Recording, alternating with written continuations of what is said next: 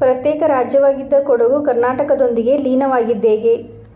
Madikeri, September 4. ಕೊಡಗಿಗೆ ತೆರಳುವ ಪ್ರವಾಸಿಗರು ಇಲ್ಲಿನ ಇತಿಹಾಸದ ಕಥೆ ಕೇಳಲು ಉತ್ಸುಕರಾಗಿರುತ್ತಾರೆ. ರಾಜ್ಯದಲ್ಲಿರುವ ಜಿಲ್ಲೆಗಳ ಪೈಕಿ ತನ್ನದೇ ಆದ ಸಂಸ್ಕೃತಿ, ಆಚಾರ, ವಿಚಾರ ಮತ್ತು ಭೌಗೋಳಿಕವಾಗಿ ವಿಭಿನ್ನತೆ ಹೊಂದಿರುವುದು ಮತ್ತು ವಾತಾವರಣದ ಕಾರಣದಿಂದಾಗಿ ದಕ್ಷಿಣದ ಕಾಶ್ಮೀರ, ಭಾರತದ ಸ್ಕಾಟ್ಲ್ಯಾಂಡ್ ಹೀಗೆ ಅನ್ವರ್ಥ ನಾಮಗಳಿಂದ ಕರೆಯಲಾಗುತ್ತಿದೆ. ಕಾಫಿ, ಕರಿಮೆಣಸು, ಏಲಕ್ಕಿ ಇನ್ನಿತರ ವಾಣಿಜ್ಯ ಬೆಳೆಗಳು ಬದುಕಿಗೆ ಆಧಾರವಾಗಿದ್ದರೂ ಕಳೆದ ಕೆಲವು ದಶಕಗಳಿಂದೀಚೆಗೆ ಪ್ರವಾಸೋದ್ಯಮವು ಇಲ್ಲಿನ ಜೀವಾಳವಾಗುತ್ತಿದೆ. ಮೊದಲ ಬಾರಿಗೆ ಕೊಡಗಿಗೆ ಹೋಗುವವರಿಗೆ ಒಂದಷ್ಟು ಅಚ್ಚರಿಗಳು ಕಾಣಿಸದಿರದು. ಅದರಲ್ಲೂ ಈ ಸಮಯದಲ್ಲಿ ಸುರಿಯುವ ಮಳೆ, ಮೋಡ ಕವಿದ ವಾತಾವರಣ, ಬೆಟ್ಟಗುಡ್ಡಗಳು, ಅದರ ಮೇಲೆ ತೇಲಿ ಹೋಗುವ ಮಂಜು ಹೊಸದೊಂದು ಲೋಕಕ್ಕೆ ಕರೆದೊಯ್ಯುತ್ತದೆ. ಭೌಗೋಳಿಕವಾಗಿ ಪುಟ್ಟದಾಗಿರುವ ಜಿಲ್ಲೆ ಒಂದು ಕಾಲದಲ್ಲಿ ಪ್ರತ್ಯೇಕ ರಾಜ್ಯವಾಗಿತ್ತು. ಇದೀಗ ಕರ್ನಾಟಕದೊಂದಿಗೆ ಲೀನವಾಗಿದೆ. ಅದಕ್ಕೂ ಮೊದಲು ಹೇಗಿತ್ತು ಎನ್ನುವ ಕುತೂಹಲ ಹಲವರನ್ನ ಕಾಡುತ್ತದೆ. ಕೊಡಗಿನ ಇತಿಹಾಸವನ್ನು ಮೆಲುಕು ಹಾಕುತ್ತಾ ಹೋದರೆ ಒಂದಷ್ಟು ಅಚ್ಚರಿಯ ಮಾಹಿತಿಗಳು ನಮಗೆ ದೊರೆಯುತ್ತವೆ. ಕೊಡಗು ಟಿಪ್ಪು ಸುಲ್ತಾನ್ ದಾಳಿಗೆ ಒಳಗಾಗಿದ್ದು, ಬ್ರಿಟಿಷರ ಪ್ರಭಾವ ಬೀರಿದ್ದು, ಹೀಗೆ ಹತ್ತಾರು ವಿಚಾರಗಳು ಹೊರಬರುತ್ತವೆ. ಇದಕ್ಕೆಲ್ಲ ಸಾಕ್ಷಿ ಎಂಬಂತೆ ಮಡಿಕೇರಿ ನಗರದ ಹೃದಯ ಭಾಗದಲ್ಲಿರುವ ಕೋಟೆ ಮತ್ತು ಅರಮನೆ ಗಮನ ಸೆಳೆಯುತ್ತದೆ. ಹಾಗೆಯೇ ರಾಜರ ಆಳ್ವಿಕೆಯ ಕುರಿತಂತೆ ನೋಡುವುದಾದರೆ ಕ್ರಿಸ್ತಶಕ 2ನೇ ಶತಮಾನದ ತಮಿಳು ಸಾಹಿತ್ಯದಲ್ಲಿ ಉಲ್ಲೇಖ ಸಿಗುತ್ತದೆ ಎನ್ನಲಾಗಿದೆ.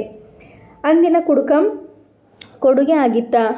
ಮಧುರೆಯನ್ನು ಆಳುತ್ತಿದ್ದ ಪಾಂಡ್ಯ ರಾಜನ ಆಳ್ವಿಕೆಯಲ್ಲಿ ರಾಜ್ಯ ವಿಸ್ತೀರ್ಣವು ಪಶ್ಚಿಮದ ಕುಡುಕಂವರೆಗೆ ಇತ್ತು ಎಂದು ಹೇಳಲಾಗಿದೆ. ಇತಿಹಾಸಕಾರರು ಅಭಿಪ್ರಾಯಪಡುವಂತೆ ಆ ಕುಡುಕಂ ಕೊಡುಗೆ ಆಗಿದೆ.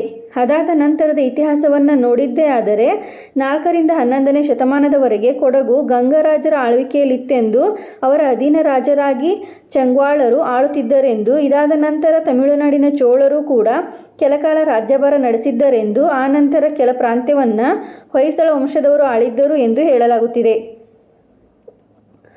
ಇದಾದ ಬಳಿಕ ಶತಮಾನದವರೆಗೆ ನಾಯರ್ ಎಂಬ ಸ್ಥಳೀಯ ನಾಯಕರು ಆಳಿದ್ದರೆಂದು, ಅಲ್ಲದೆ ಕೊಡಗಿನ ಸಣ್ಣ ಪುಟ್ಟ ಭಾಗಗಳಲ್ಲಿ ಹೋರಾಟ ನಡೆಸುತ್ತಾ ರಾಜ್ಯಭಾರ ನಡೆಸುತ್ತಿದ್ದರಿಂದ ಹರಿದು ಹಂಚಿ ಹೋಗುವಂತಾಯಿತು. ಜೊತೆಗೆ ಸದಾ ಯುದ್ಧ ಮಾಡುತ್ತಿದ್ದರಿಂದ ಇಡೀ ಪ್ರಾಂತ್ಯ ಒಂದೊಳ್ಳೆಯ ಆಡಳಿತವಿಲ್ಲದೆ ಸೊರಗಿ ಹೋಗಿತ್ತು.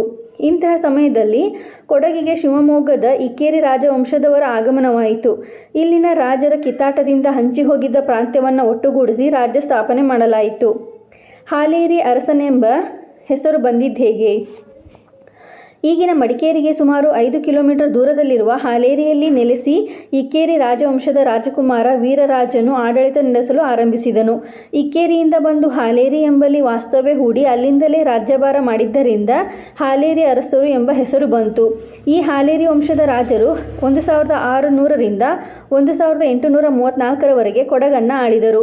ಈ ಅರಸರ ಆಡಳಿತದ ಬಗ್ಗೆ ನೋಡಿದ್ದೇ ಆದರೆ 1681ರ ಕಾಲಘಟ್ಟದಲ್ಲಿ ಆಗ ಆಡಳಿತದಲ್ಲಿದ್ದ ಮುದ್ದರಾಜ ಹಾಲೇರಿಯಿಂದ ಮಡಿಕೇರಿ ಆಡಳಿತವನ್ನು ಬದಲಿಸಿದನು. ಇಲ್ಲಿಂದಲೇ ರಾಜ್ಯಭಾರ ನಡೆಸಲಾರಂಭಿಸಿದನು.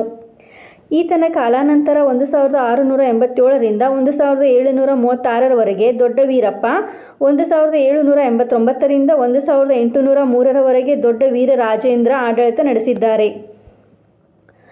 ಇವರ ಆಡಳಿತದ ಅವಧಿಯಲ್ಲಿ ಟಿಪ್ಪು ಸುಲ್ತಾನ್ ದೊಡ್ಡ ವೀರರಾಜೇಂದ್ರನನ್ನು ಸೆರೆ ಹಿಡಿದು ಬಂಧಿಸಿಡುತ್ತಾರೆ. ಈ ಸಂದರ್ಭದಲ್ಲಿ ಅಲ್ಲಿಂದ ತಪ್ಪಿಸಿಕೊಂಡು ಬಂದು 1792ರಲ್ಲಿ ವೀರರಾಜೇಂದ್ರ ಪೇಟೆಯನ್ನು ಸ್ಥಾಪಿಸುತ್ತಾರೆ. ಅವತ್ತಿನ ವೀರರಾಜೇಂದ್ರ ಪೇಟೆ ಇವತ್ತು ವಿರಾಜಪೇಟೆಯಾಗಿದೆ. ಕರ್ನಾಟಕದೊಂದಿಗೆ ಲೀನವಾಗಿದ್ದು ಹೇಗೆ?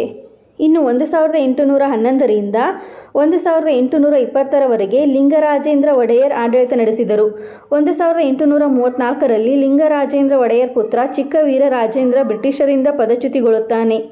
ಈತನ ಪದಚ್ಯುತಿ ಬಳಿಕ 1839ರಿಂದ 1941ರವರೆಗೆ ಕೊಡಗನ್ನು ಬ್ರಿಟಿಷರು ಪ್ರತ್ಯೇಕ ರಾಜ್ಯ ಘಟಕವಾಗಿ ಆಳಿದ್ದು ವಿಶೇಷವಾಗಿದೆ.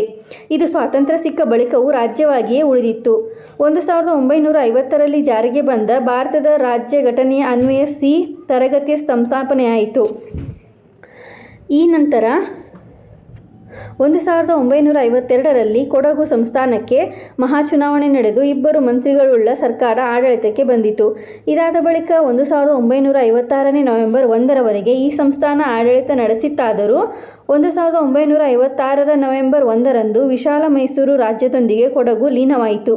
ಇದಾದ ನಂತರ ಮೈಸೂರು ರಾಜ್ಯ ಬದಲಾಗಿ ಕರ್ನಾಟಕವಾದಾಗ ಕೊಡಗು ಜಿಲ್ಲೆಯಾಗಿ ಉಳಿದು ಡೆಪ್ಯೂಟಿ ಕಮಿಷನರ್ ಆಡಳಿತಕ್ಕೆ ಒಳಪಟ್ಟಿತ್ತು. ಇದೆಲ್ಲವೂ ಇತಿಹಾಸದ ಗರ್ಭದಲ್ಲಿ ಹುದುಗಿ ಹೋಗಿದೆ.